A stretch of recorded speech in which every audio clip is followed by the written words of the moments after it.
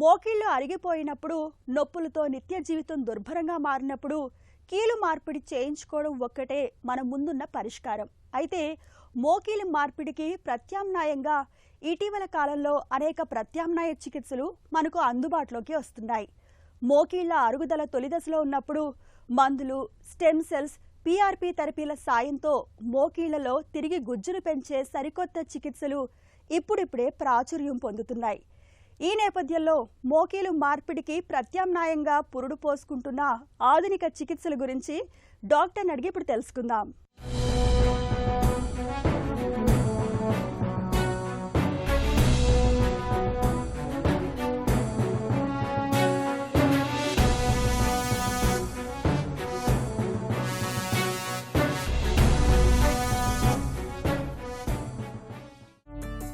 మోకాళ్ళ నొప్పులకు జీవితాంతం మందుల్ని వాడుకుంటూ గడిపేయచ్చా?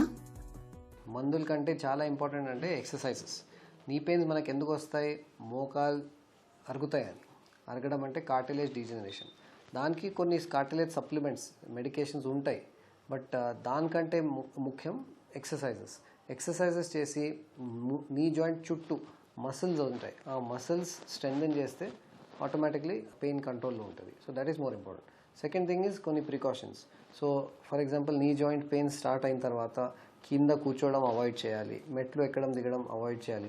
ఇవన్నీ చేస్తే డెఫినెట్లీ పెయిన్ కంట్రోల్లో ఉంటుంది. గ్లూకోజమైన్ మందులతో మోకాళ్ళలో గుజ్జును పెంచుకోవచ్చా?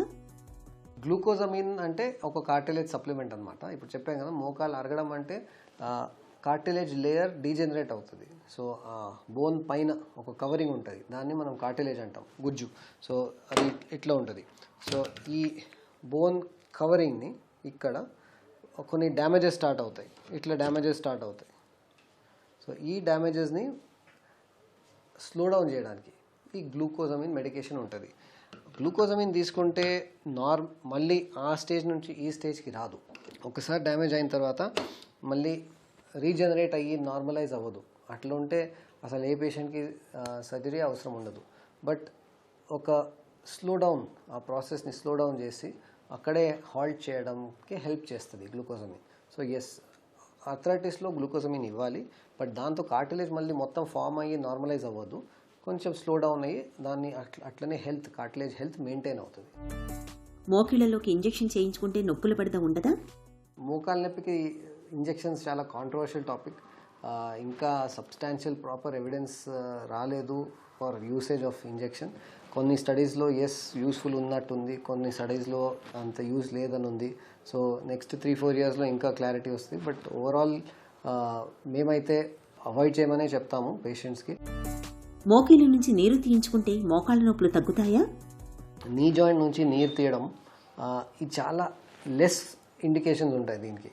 సో ఎప్పుడు చేయాలి? అది సడన్గా మనం ఇంజురీ తర్వాత, ఏదో యాక్సిడెంట్ అయిన తర్వాత ఆ మోకాల్ స్వెల్లింగ్ ఎక్కువ అయిపోయి జాయింట్ మొత్తం స్టిఫ్ అయిపోతే, పెయిన్ దానివల్ల అవుతే అప్పుడు చేయాలి. బట్ ఇవి మేము మా ఓపీడీలో కూడా చాలా చూస్తుంటాము. కామన్గా జస్ట్ నీ పెయిన్ ఉంది, మాకు 2 months నుంచి నీ పెయిన్ ఉంది, నీరు తీసారని చెప్తారు. ఆ నీరు తీయడంతో ఏమీ లాభం ఉండదు. Okay, and that's one more false procedure. అస్సలు చేయకూడదు అవన్నీ. చాలా తక్కువ ఇండికేషన్స్. ఈ ఆస్పిరేషన్ అంటాం దాన్ని. Aspiration as I said acute sudden స్వెల్లింగ్స్కి వాడాలి. అదర్వైజ్ చాలా సెకండ్ థింగ్ ఈజ్ కొంతమందికి ఇన్ఫెక్షన్ ఉంటుంది. ఇన్ఫెక్షన్లో ఆ నీరు తీసి పరీక్షకి పంపించడం అదొకటి. జస్ట్ నీరు తీసి మళ్ళీ లాభం ఉండదు, ఎందుకంటే ఇన్ఫెక్షన్ ఉంటే ఆపరేషన్ చేసి అది కూడా క్లీన్ చేయాలి. సో నీరు తీయడంది limited indications. Platelet rich plasma therapy అంటే ఏంటి? దీంతో గుజ్జు తిరిగి పెరుగుతుందా? పీఆర్పీ ఇంజెక్షన్స్ చాలా కామన్ అయిపోయినాయి ఆర్థరైటిస్లో. బట్ పీఆర్పీ ఇంజెక్షన్స్కి మళ్ళీ రోల్ లిమిటెడ్ ఉంది. అన్ని ఆర్థోపెడిక్ కండిషన్స్లో అది ఉపయోగం ఉందా ఉండదు. కొన్ని డెఫినెట్లీ లైక్ ఇక్కడ ఎల్బోలో టెన్నిస్ ఎల్బో అని అంటాము, కింద పాదం దగ్గర కొన్ని కండిషన్స్ ఉంటాయి. అలాంటి కండిషన్స్లో పీఆర్పీ రోల్ ఉంది. బట్ ఇప్పుడు ఏమైపోయిందంటే కామన్లీ ఆర్థరైటిస్కి ఏజ్ రిలేటెడ్ ఆర్థరైటిస్ అంటే వయసుతో పాటు వచ్చే డీజనరేషన్ ఆఫ్ ద నీ జాయింట్కి, మోకాలు అరగడానికి కూడా కామన్గా ఇచ్చేస్తున్నాము.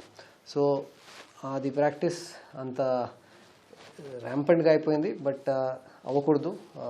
అది కూడా ఇండికేషన్ చాలా తక్కువ. ఇన్ఫ్యాక్ట్ నేను చెప్పినట్టు ముందే చెప్పాను, ఆర్థరైటిస్లో ఇవన్నీ ఇంకా ప్రాపర్గా ఎవిడెన్స్తో బయటికి రాలేదు. ఇన్ఫ్యాక్ట్ చాలామంది ఇది వద్దు అని డెఫినెట్లీ చెప్తున్నారు. సో ఇప్పుడు రొటీన్గా వెళ్ళి మాకు నీ పెయిన్ ఉంది, నా ఏజ్ 55-60 ఉంది, పిఆర్పి తీసుకోవాలని అడుగుతుంటారు. Absolutely not needed. ఎందుకంటే ఎర్లీ స్టేజెస్లో ఆ రోల్ లేదు, లేట్ స్టేజ్లో పనికి రాదు. So that is the thing about PRP.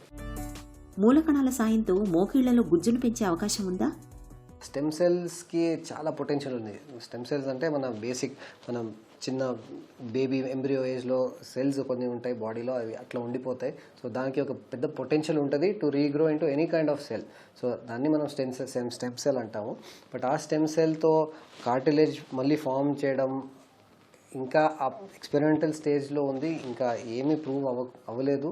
So ఆ థెరపీ కూడా మీరు తీసుకోకూడదు. మోకాళ్ల నొప్పులకు సంబంధించి ఇంకా ఎలాంటి చికిత్సలు రానున్నాయి? నీ రిప్లేస్మెంట్ సర్జరీ ఇప్పుడు నా లాస్ట్ 40-45 ఇయర్స్ నుంచి అవుతుంది. దాంట్లో కంటిన్యూస్లీ ఇంప్రూవ్మెంట్స్ అవుతూనే ఉన్నాయి. సో ఫస్ట్ థింగ్ ఈజ్ ఒక 15-20 ఇయర్స్ బ్యాక్ నావిగేషన్ టెక్నాలజీ అని వచ్చింది.